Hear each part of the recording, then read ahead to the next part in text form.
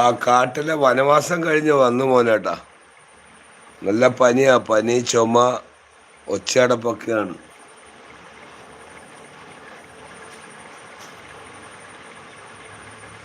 പനിക്കൂർക്ക ഇലയും തുളസിയും ഇനി ഇവിടെ കമ്മ്യൂണിസ്റ്റ് പച്ചയൊക്കെ ഇടാത്ത കുഴപ്പമുള്ളൂ.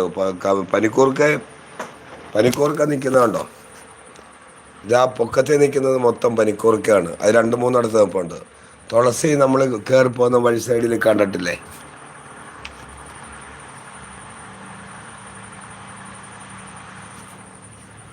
അല്ല സുധീഷ, അത് തന്നെയാണ് ഞാൻ ചെയ്യുന്നത്. ഈ ലൊട്ടിലൊടുക്ക് വൈദ്യം ഒന്നും ഇനി ചെയ്യുന്നില്ല.